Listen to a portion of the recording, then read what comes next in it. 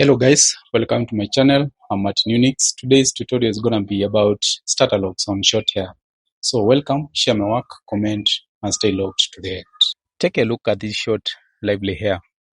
I give it a gentle stretch, not just to see the length, but to read its elasticity. That stretch tells me how much tension it can handle and guides how I will approach the entire process. Now we move into the gentle cleanse.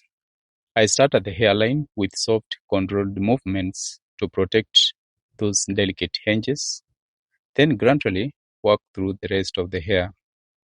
It's less about scrubbing and more about guiding the shampoo through, keeping everything calm, clean, and well prepared for what comes next. Now, shampooing stage is the most paramount stage in that it not only cleanses but brings that relaxation effect through the massage movements which are usually involved whenever we are doing the shampooing. It also hydrates the hair in preparation for the next stage. Notably, you need to use the right product whenever you are doing the shampooing as per the results that you want to achieve. One being that you might come across clients who have got scalp issues, that is, you need to consider scalp sensitivity, hair texture, oily stuff, and lint, as well as balancing the pH level. Straight out of the cleanse, I go in with a gentle towel dry with no friction at all, just lifting moisture. Then I wrap it up to let the hair settle and ready for the next step.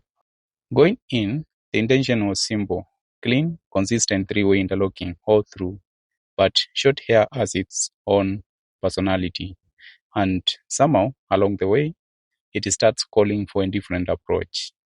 Keep watching as you will see exactly where the shift happens. As I start parting, we are going for a more natural flow. Sections that feel a bit free, a bit unpredictable, and almost like freeform, but still guided. It gives the locks character right from the roots. So basically, the results will be very organic with no cornrows arranged kind of patterns. At this stage, I just twisted the portion a bit so that my client can assist in assessing the size that she wants. So thereby, I just comb out the section just a bit, ideally to eliminate the excessive tangles that might offer resistance whenever we are doing our interlocks. Now I begin the interlocking process from the left to the right side. Remember that we are doing the three-way interlocking technique. Then up, downwards. Then I'm going to interlock from the right to the left. Then backwards from up, downwards at the center. Then from where we began, left to the right, focusing on building a solid foundation for short hair.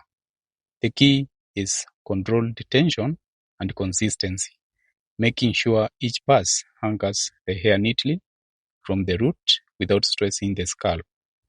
It's a slow, structured process that allows the lock to form evenly and hold its direction from the start. As I continue repeating the sequence, I watch how the hair responds, ensuring everything stays uniform and well contained. As the space tightens, I prepare to adjust and invert the latch for better control. Now I switch to the latch to refine the root work.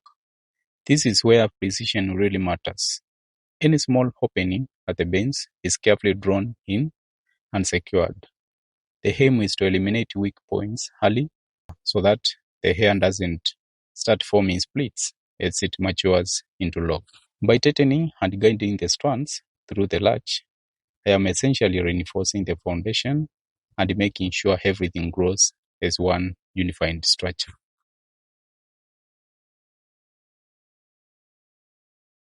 After pausing for her to feel the lock and understand the size, I explain the next phase of maturity, telling her that what she is feeling right now is still the early formation stage. Once the lock settles, it will tighten, shrink slightly, and become more compact as the hair locks in fully. I also let her know that any adjustments for volume or fullness are best done now, before the lock fully forms up, because this stage gives us flexibility to refine the final look. After that explanation, she prefers a bit more volume.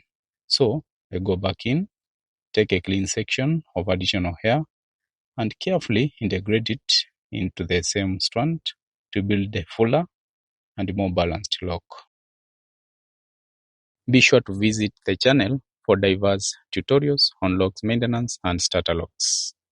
If you're new here, consider subscribing, like more, comment, share to your friends, and stay locked for more tutorials to come. I carefully interweave the additional section into the already formed lock, making sure it blends seamlessly with the existing structure. I pay close attention to how the new hair is integrating, ensuring it doesn't create lumps and disrupt the flow of the strand. The process is a controlled interweaving motion, alternating direction with each pass to build balance and structure. After every turn, I make a clean pull through the center of the lock, allowing the section to wrap and lock in evenly from the side. This helps added volume distribute naturally while maintaining a firm, uniform foundation that the lock grows as one continuous piece. Hereby, I'll be using the 0.5 mm crochet needle. Remember that the choice of crochet that you want to use depends on the grip that you want. So I'm going to start the crocheting process by squeezing the portion between my fingers whenever doing the crocheting, adapting the dual rotational technique, which now involves tilting the portion in both clockwise and anti-clockwise. Once complete, I let the client re-examine the lock for that final confirming feel, making sure she is satisfied with the structure and volume. Having satisfied, I go ahead and interlock the root just to tighten up the growth without splitting the roots. I then finish it off with a gentle palm roll to smooth everything out and set the lock neatly in place. Here it is, a neat flawless lock strand that rhymes with my client's desire. To properly demonstrate the technique in detail, I switch to the crochet latch. I start by cleanly sectioning the lock, then begin the interlocking process with a structured rhythm that is moving through the strand in a controlled sequence, alternating direction, and ensuring every pass reinforces foundation evenly. Now, unlike the finger technique that I did as we began, now I'm going to use the crochet latch from the left to the right, then up down once, then automatically from the right to the left. As we repeat the procedure, I smooth out the lock strand a bit just to get in touch with the loose hair strands that are poking out of the section that we are managing. This back and forth motion is repeated consistently, allowing the lock to tighten gradually while maintaining a neat internal structure. A key trick I always use at the root is to avoid forcing large gaps or rushing the entry point of the latch. I keep the tension controlled and make sure each pull through is centered and smooth, so the root closes naturally without forming splits or visible separation on the scalp. It's always about precision at the base, because a clean root determines how solid the lock will mature. In order to ease the scalp a bit, always leave behind some protective growth as you do your final interlock. As you follow along, feel free to engage with the video. That is, like, comment, and share your thoughts if you are picking something new. If you are new on this channel, Subscribing helps you to stay updated with more detailed breakdowns like this. For those interested in booking sessions or joining my online classes, all details are in the description. You will also find my merch there if you'd like to support the brand in a simple way. So let's also grow the community by joining membership.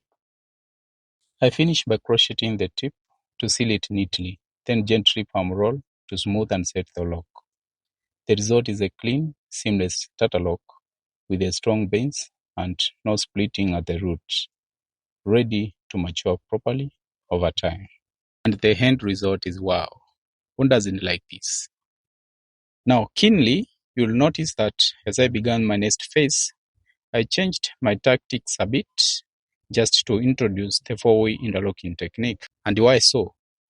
I did so just to manage the loose hair strands, which seemingly showed up along the sections that I was doing.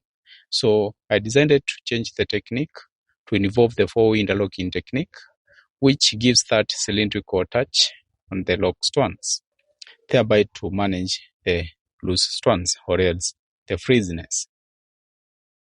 Ideally, diversification is always a welcome. This is to organize and control the loose strands before they get locked in unevenly. This tactical shift from the three-way interlocking to four-way interlocking approach was mainly to manage visible loose hairs, short strands, and ingrowths at the upper section, where the texture appeared more disturbed. Be sure to visit the channel for more in-depth tutorials on locks maintenance, repair maintenance, starter locks, and styling techniques. Notably, more cylindrical method helps contain the frizz and keeps everything tightly controlled within the lock's structure. The key lesson here is adaptability. That is, your technique should always respond to what hair is presenting. For maintenance, if the lock behaves well and the structure is stable, the three-way method is enough. But if there is resistance, like loose hairs or frizz, the four-way helps bring everything back into order. Now, at times you'll wonder why I choose interlocks over the crochet. Now, interlocks tends to retain the length, whereas the crocheting technique tends to frizz the length. I finally finish with a palm roll and display the result, clean, controlled, and neatly coordinated from root to tip. I baste the lock lightly with oil, spreading it evenly to nourish the strands without build-up.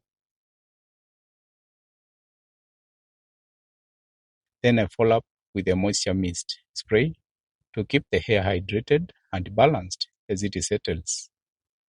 Here's the finished look, clean, controlled, and with that natural traditional no pattern appearance, exactly as the client desired. The lock sits neatly, soft in texture, and well unified from root to tip. Thank you for watching my tutorial to the end, and see you in the next video.